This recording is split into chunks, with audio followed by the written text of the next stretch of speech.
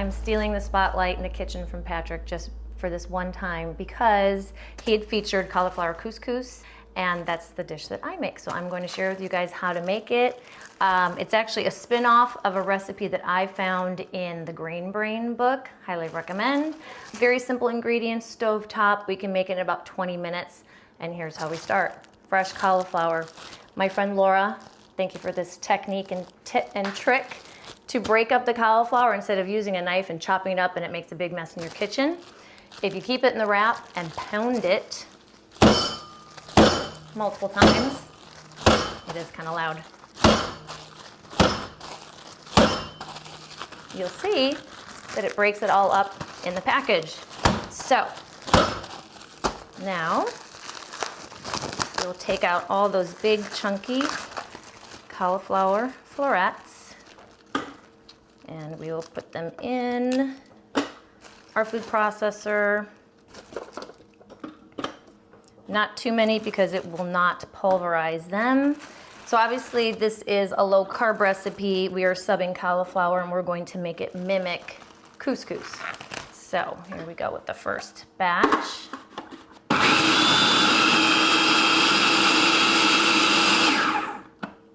Just about that, 5 to 10 seconds. And there we go. The big stem pieces, I do try to omit those from being processed. I might have just put too much in here, but let's see if we can put 2 more and we'll see how it goes.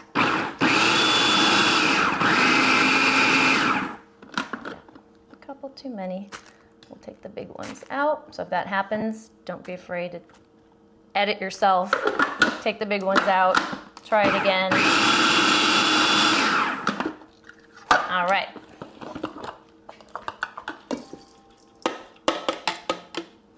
And I'm in my boat attire. Patrick and I were just invited out for a beautiful day on our friend's boat. So nice. We don't have a boat anymore.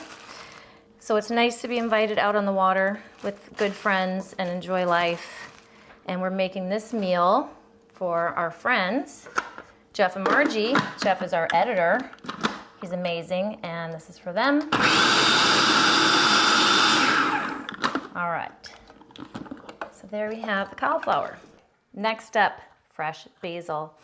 Oh my gosh, I could smell that for days. Back in the day, we had the restaurant. We actually used to pick up our produce, and I would take the box of fresh basil and put it in the front seat of the car with me when I pick it up because I love the smell of it. So what we're gonna do, and here's a quick little trick to julienne this.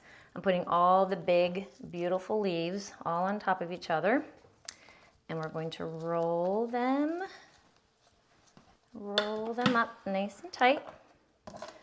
I'm going to use this knife, not the big hatchet knife that Patrick likes to use, and we're just going to do some nice, simple cuts along the way. Watching my fingers, we don't need another injury. All right, and that looks perfect. Here we go, here's the fun part. We're gonna add a little bit more of that beautiful avocado oil, turn up the heat. Now is when we're going to cook this cauliflower. We're gonna give this a minute. Cauliflower does not smell as delicious as the basil, but we all know what you're talking about. All right, and you can hear the sizzle. We might have to do this in 2 stages because I actually did 2 heads of cauliflower in this because I love having leftovers of this for my lunch the next day. So we'll do the 2, but that's about a full pan with the oil. And we're just gonna keep stirring it and stirring it. This is not really going to brown. We're not trying to brown this. We're just really trying to cook it and cook all the water out of the cauliflower. That seems to be an O'Neill trait, removing the water from all of our food. I guess, I don't know. Intensifies the flavor. It's like Yeah. lemonade. If you're going to make lemonade, you pour extra water in, it's not going to be as sweet. And because the julienne cut these sun-dried tomatoes, they already have the Italian herbs. I prefer that too, and they have some oil in it. So it's gonna bring in a little bit more flavor, a little bit more oil. So again, we're just turning this and turning this. This is going to take about a solid 12 minutes to really cook this down. And I'll show you what it looks like when it's done. All right, next step, toasting the pine nuts. Okay, I'm not going to tell you how much this bag of pine nuts was. Hopefully the price will go down. I'm only going to use about half of this bag. This is 3 ounces, so about 1.5 ounces of that. We're going to use some avocado oil. Presenting. It's about maybe, I don't know, a big splash, tablespoon or so. And we're going to heat this up. Spin this around a little bit to get a nice coating. We're going to heat this up. These pine nuts will toast quickly. So we're going to put them in. We're going to give them a quick little stir, toss them around. And then as soon as they're lightly browned all around, we're going to remove them and put them on this plate with this paper towel because we do not want to burn them. They're very expensive. I'm going to tell you now, they were $12 for this bag. Don't shoot me. That's too much. All right. Too much. Maybe there's a substitution for this recipe of a different crunchy, yummy nut that's maybe less expensive. Walnuts are also similar in taste and oil profile that are in the pine nuts. Pine family. So, yes, when we were poor and we wanted to make pesto, we used walnuts. Okay, well maybe next You can time. definitely taste the difference though. Pine nuts are fabulous. Yes. There's almost a meatiness to them and there's just, oh, they're just so delicious. But yeah, we'll see them slowly. Now right now I have this heat on about medium high. I'm gonna keep turning them because I do not want them to burn. I just want a nice little golden brown on them. And you can actually smell them toasting. So that kind of gives you a hint to keep an eye on them. Don't step away from this because I've done that. And you end up dumping them in the garbage. So Right, more upbeat, more fun. I'm keeping an eye on my nuts. Okay, Did that sound strange? that's gonna make a great outtake. All right, just slowly, you can see starting to toast. Here, zoom in and look at this color change. You can see how they're starting to change a little bit. Oh, nice. It's starting to brown up. Starting to brown. It almost has a popcorn smell to it. Smells so good. So you can see that they're kind of that light medium brown, and that is about perfect. And we're gonna put these over here, heat off on this paper towel.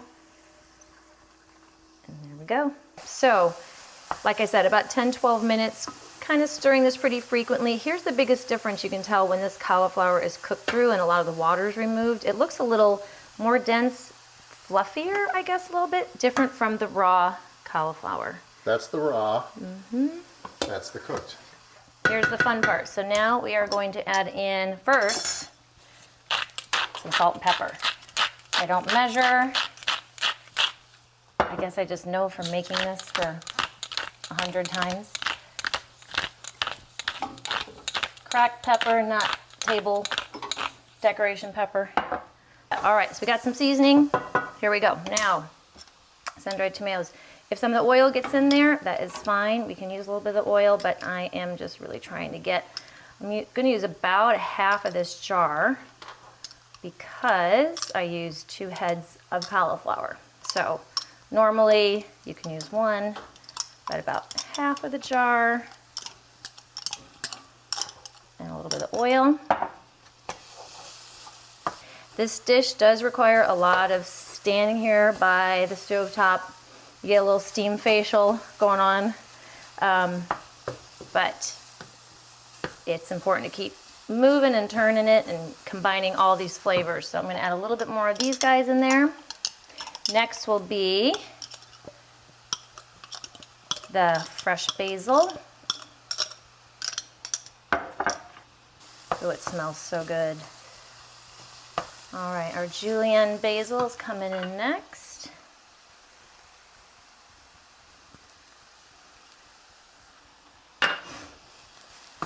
Okay. So I've got basil, sun-dried tomato, salt, pepper, avocado oil. cauliflower. That is all what's in here so far. Patrick has his secret seasoning that he likes to put in everything. This is a thing I like to put in everything. There's a few things that I've added to that original recipe when I found this. That seems like a lot of crushed red pepper, but it's probably only about maybe 1.5 tablespoons. If you like it a little spicy, add some more. I like it. I like heat, and it's good for your sinuses. So you got the red pepper in there. Let's add in, here's our pine nuts, our toasted, beautiful. Don't want to waste one of the little kernels, they're too expensive. Give those a little turn, just kind of folding this in. Ooh, it looks so good. It smells good. At the end, it all depends on the taste. Definitely add more salt, pepper, or crushed red pepper, which I probably will do to the end of it after we taste it. I'm going to turn the heat down now. Everything is pretty much combined. The last item, cheese. Anyone that can't have cheese, I'm sad for you if you can't have dairy, but you can eat it right at that moment because it's so delicious as is. But I'm going to put in, this is about a cup. A cup means 2 handfuls of cheese. I'm waiting for Tank to come and pick up that cheese off the floor that I just dropped on the floor. Tank, cheese, come on, look. That a girl. We should have named you Hoover because you're like a little vacuum, aren't you? Yeah? All right, you can see the cheese getting incorporated and with those strings melty in there. Oh, it's so good. And that's it. We're done. Okay, it's time to try Mary's couscous. Let's give it a try. I want to get a piece of that. The tomato. I don't want that. Need more tomatoes? Oh God, this is good. Winner, winner. One bite, everybody knows the rules. Oh my God, those pine nuts are so Feeling- good. They're worth the money.